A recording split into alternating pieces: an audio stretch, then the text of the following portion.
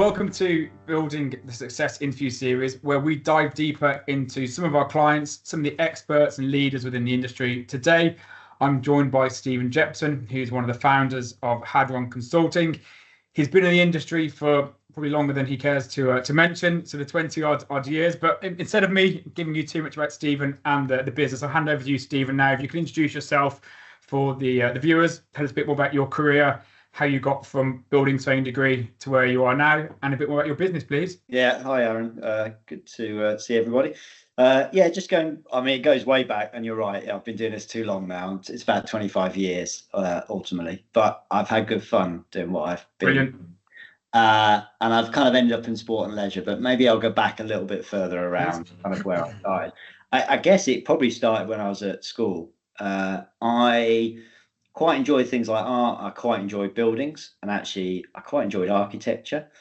Okay. I wasn't quite clever enough at that point in time. Well, that's what my teachers told me. So they suggested, my head of sixth form suggested maybe I looked at building surveying because that balanced get involved in construction and architecture and that sort of stuff. But actually with my less clever outlook on life, maybe that was somewhere for me to go. I looked at that. I spent a couple of weeks at a building surveying firm just to understand about and see whether that's something I'd be interested in. Seemed quite good. And then I started to apply to university. Now, I leave things to the last minute generally. So I got some pretty good A levels. So I got an A, 2 Bs and a C. I was predicted E's when we were station. So you were lazy but intelligent. Yeah. I was quite intelligent, didn't show it, right? But I'd already made up my mind at that point. And actually it was probably one of the best bits of advice that anyone in my kind of school days had given me, because what it did is it put me into an industry which gave me a really good understanding of the whole industry. It meant that I didn't have to really make a decision about what I wanted to do until I came out of university. I went off to Leeds Metropolitan University, and it was a 4-year degree, and I spent the 3rd year in industry. And again, for me, that was the best thing I ever did, because it was great having an understanding of how it works and getting your,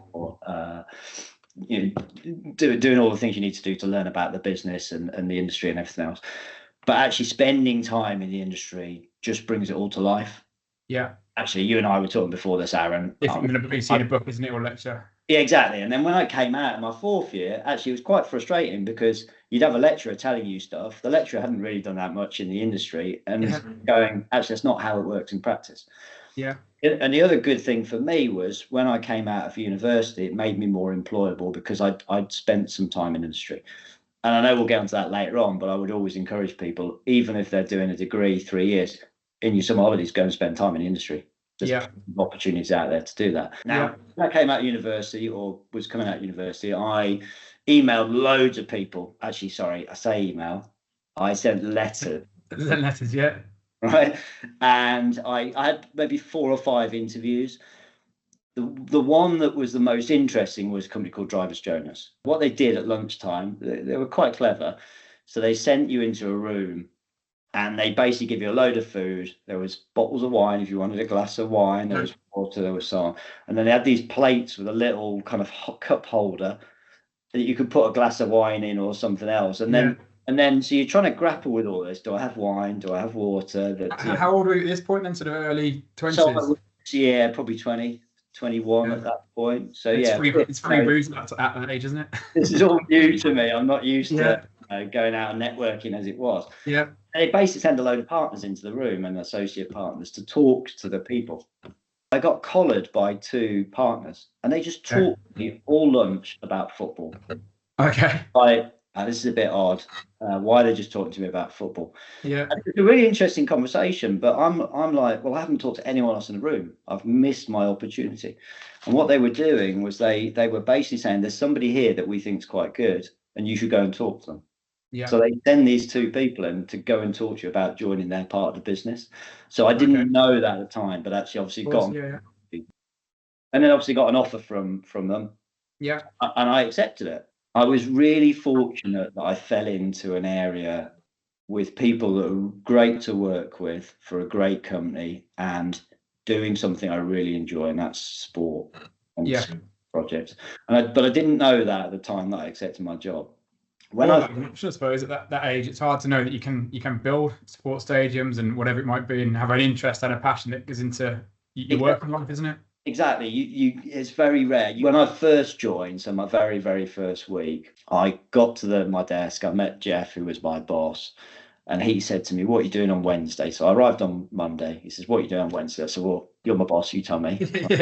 And it's not how it works. I'm at work. You're paying me. I'll do what you want me to do. He said, can you get to Heathrow? I'm like, yeah, I can get to Heathrow. What? We got a job though. He says, no. You basically got to get a plane from Heathrow at 6 o'clock in the morning. You fly to Teesside Airport. I'll collect you from the airport. And we go to Middlesbrough Football Club. Brilliant. And at the time, they were doing an extension of Middlesbrough Football Club. So they'd done the original stadium. They were building some new corners that were going into the stadium. Okay. And I'm like, what? You're kidding me, right? And he said, no, this is what we do. So we've got this. And then he says, on Thursday, we'll go down to St Mary's Stadium. You can meet the people down there.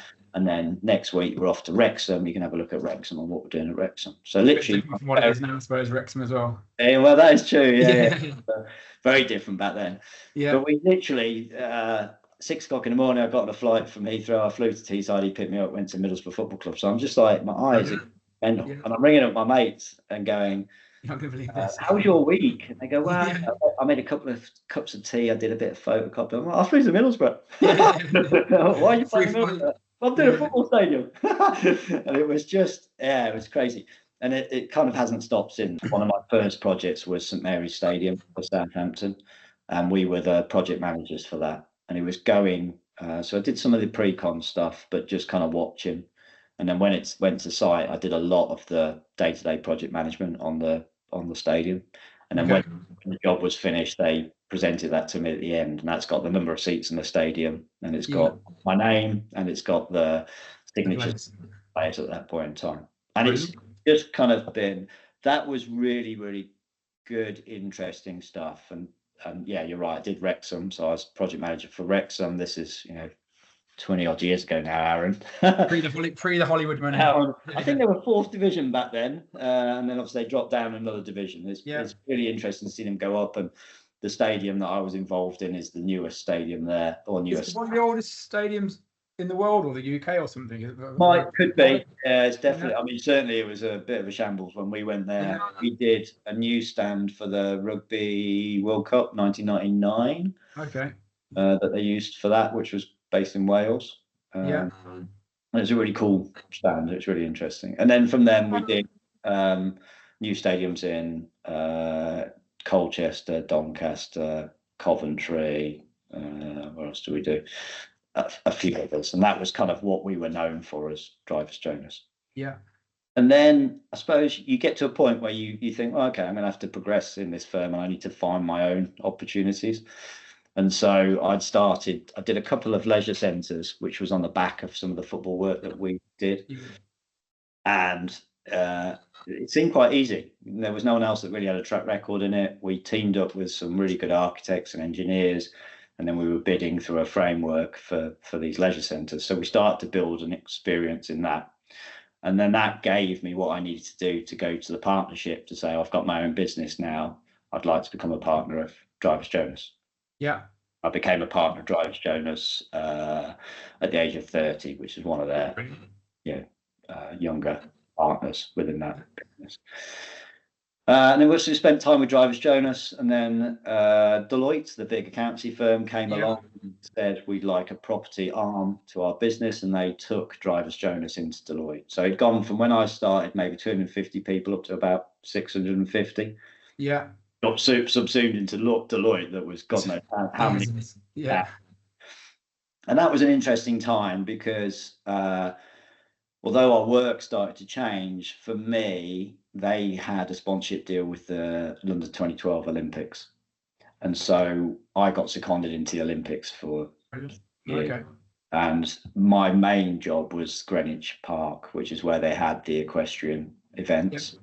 So kind of show jumping, cross country, etc., etc.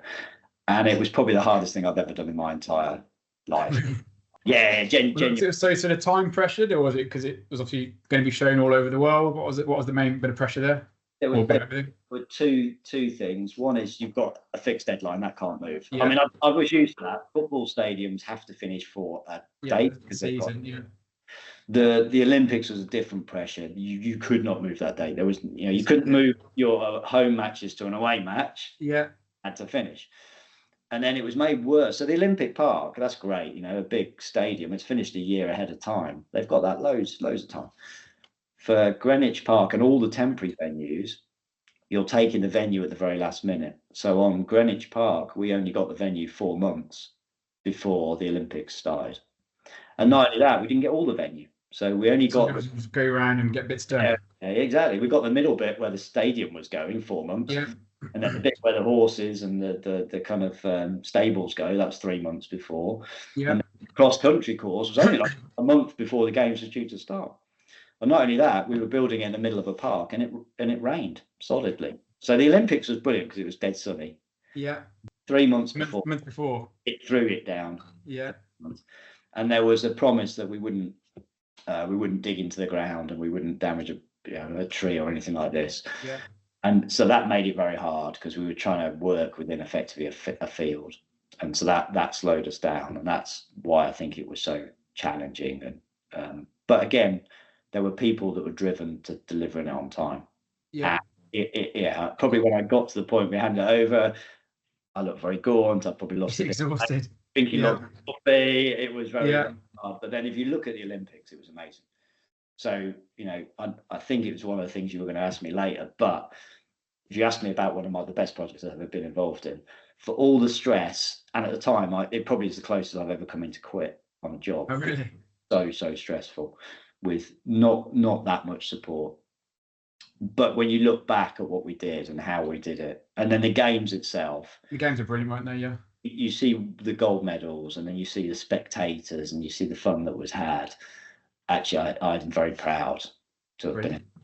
Like you say, it's a once in a lifetime opportunity really to sort of get that chance to work on such a monumental piece of history, isn't it?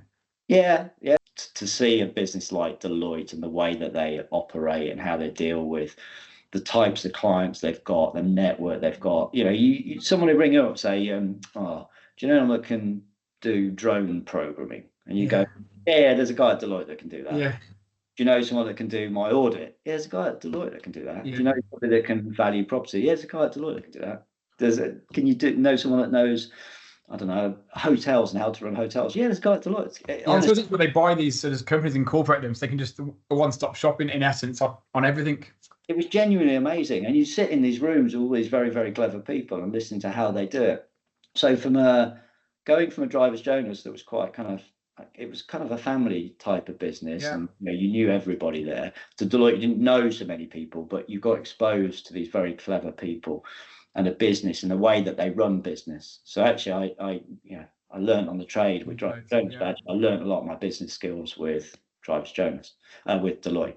And then there came a point where it probably wasn't doing what I wanted to do. I couldn't do the sport and leisure stuff, and I started to look at other businesses. And there was a guy called Peter Curtis who I'd worked with for 20 years. He'd left Deloitte maybe a year before me, and he set up Hadron Consulting. And then when I was looking around, we got talking, and he said, why don't you join me? Why don't we partner up? And I joined Peter as a joint owner of the business. And best thing I ever did. Because I've known you for 10 years now. That's crazy, isn't it? I know. Yeah, that's mad. Maybe nearly 20 years at Drivers Jonas and Deloitte, and then 9 years at Hadron. But what it meant is I could go back to doing what I loved, and that was the sports and leisure type of work, and that's kind of now where we specialise. Less stadia work. We do a little bit, but not as much as we used to. But more kind of local authority leisure centres, which sounds a bit kind of like, just leisure centres. You were doing these dead exciting sports things. Actually, they're all different. And they're all really complicated now. They're not. It used to be you get a green field, you build a new leisure centre. Now, in London in particular, they go, we've got a leisure centre, it's going to cost 50 million. How do we cross fund that? And we've got this bit of land here. Can that help? So you go, well, yeah, okay, maybe we can put some residential on there. We'll work out how much it's going to cross fund the leisure centre. We'll work out how much that's going to cost, and then there's a development to take forward. Why I like stadiums, I like to see people that are enjoying where they are afterwards. Yeah. An office is great, it's interesting, but it's just people going to work. Yeah. It's not, they're not kind of as infused as someone who's in a stadium going nuts when a goal's scored, or in a leisure centre because they want to get fit, or with their friends playing football or basketball, or somebody with a disability that struggles to get around and do stuff, and they're able in these new centres to get into a pool using these facilities that we're providing. So there could be people that are training in these facilities, playing in these facilities that maybe gone to the next Olympics, or football's play for Wrexham or play for Southampton. It's a constant flow of new athletes from elite level through to everyday people like you and I suppose. Yeah, that's a very good point. Some of the stuff we did, some stuff with University of Warwick. We did a new sports centre there. Yeah. It's got a massive climbing wall that it's the first thing you see, a massive wow factor when you walk in, and it's got a speed wall, and the speed wall for climbing was one of the ones that came into the last Olympics, and they've had a few people that went through there that have actually got medals from the Olympics. So you're like, and not only that, you've got the students that are just going there to go to the gym and keep fit, the weights. And then you've got members of the public that come and use that facility as well. So you've got this kind of elite level right the way down to just somebody off of the street. And it's amazing to see these things when they're in use and what they can do. You said you picked things from Deloitte, but you're not trying to be a Deloitte. So what is it that separates you from everybody else? That's a good point, Aaron. We're 10 people. We're about 11. We've got 11th starting shortly. We're genuinely not doing this to make money. We want to get paid well. That's kind of, we need to got dogs and kids and everything else. He's paying for a nice house, but our metric is not to grow this company as quick as we can and to sell it. So we're about getting it right. So it's for us, it's all about the right people. And that goes back to our Drivers Jonas days. The reason I enjoyed Drivers Jonas so much was within that business, and then within the particular department we were in, everybody got on really well with each other. And the reality is, if your personal skills are rubbish, it makes no difference. In my view, it makes no difference if you're good at your job, because you're not going to get on with people. And this is we're project managers. We're about managing people. We're about working with people. We're about being collaborative. We spend a lot of time making sure the people is the right fit within our business, and they will get on with not only our clients, but they'll also get on with our team. And we also, because we're a smaller business, we tend to employ more senior people. So we look. I'm a graduate. Peter was a graduate. Richard was a graduate. So we should have said before, there's 3 of us that own the business. Myself, Peter, and then Richard we've also brought in as an owner of the business now, and we all were ex-Drivers Jonas, and we all work together, so it's brilliant. It's like working with your mates basically. But you need to get a person that's going to deal with that, and then you need to get a senior person. For us, because, and again we'll talk about how we work as a business, we are completely remote, so we don't have an office, and we do that for two reasons. One, it makes us really agile. But 2, our business is all over the UK, and so it's good to have people in different parts of the UK. We create that social side within Hadron by we do regular Teams meetings where everyone gets on a call. We don't talk work. That's one rule. We don't talk work. It's just talk rubbish, frankly, about what people are up to, what's going on, what's going on, whatever. Exactly. And either all of us dial in, some of us dial in, but generally you'll find most people will dial in for that. We have every couple of months we will catch up in London, Birmingham, Manchester, wherever we think appropriate to talk about the business, but actually go for a bite to eat, drink, whatever else. We go away twice a year. So September we've just got back from Lisbon, so we spent 2 days in Lisbon, and there's a bit of social. So we'll go out for a bite to eat, do breakfast, beers, whatever it might be. Go and look around a football stadium. Some of it's kind of a little less. We went dolphin watching on the Friday. And I think a few people are a bit more hungover on the Friday. Okay, so how rocky was it? Yeah, exactly. So the boats wasn't so good for some people. And dolphins was really good. But what we also do is we do some stuff that's work related. So we went and looked at 3 leisure centres over there to see how they did it in Lisbon.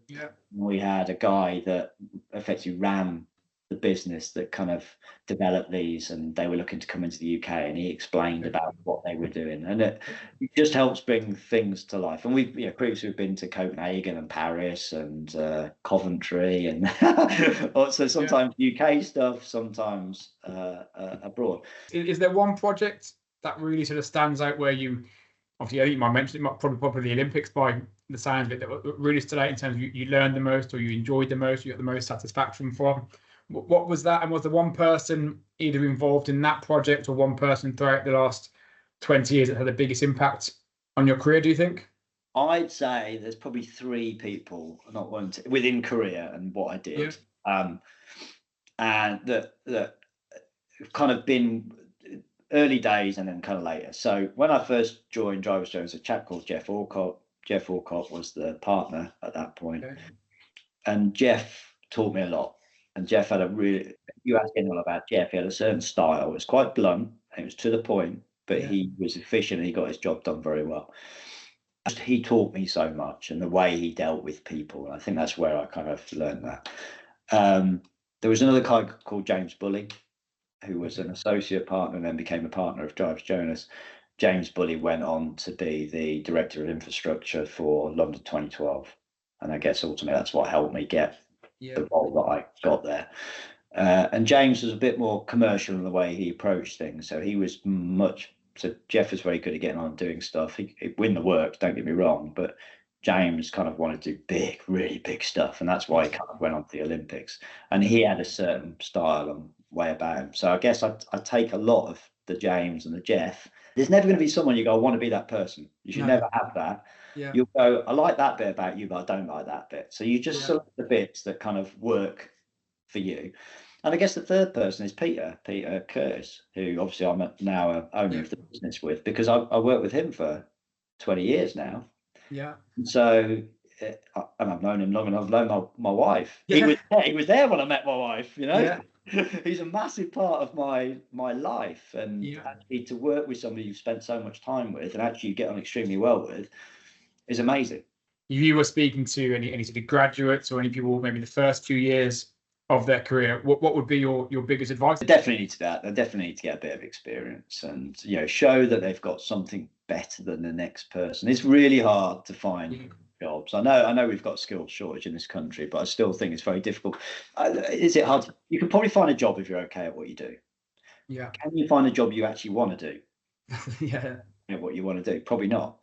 So spend the time to work out what you want to do, and then focus on how you're going to get and do that. And my frustration, I think, when I see CVs is people are just moving 1 year, 2 years, 1 year. They're just kind of flicking between companies. And you're like, why are you doing that? Are you not happy doing what you're doing? Are you motivated by something other than what you do?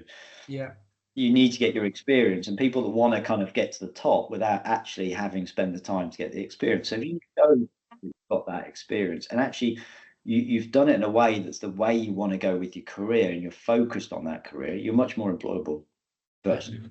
And somebody just want a job, give me a job, I deserve a job. Well, that's not good enough. I want to know why you want a job. I want you to prove to me why you want to get that job and what you've done to do something about it. It's their USP, isn't it, I suppose, as opposed to just having 20 grads, all the same degree, all the same, whether it's a 2-1 or first from the same 4 or 5 universities. What makes candidate A different to candidate B, I suppose? You've got to be different. Yeah, you've got to be not so different that you're a bit out there, but a bit like, well, hold on, not sure you're going to fit in my business. But you need to have something. Someone goes, there's something that hooks you, and it doesn't have to be work, right? So with us, we've just taken somebody on, and their background, they've got project management, they've done leisure, but they're very sporty, and they're saying, I want to work with you because you do sport.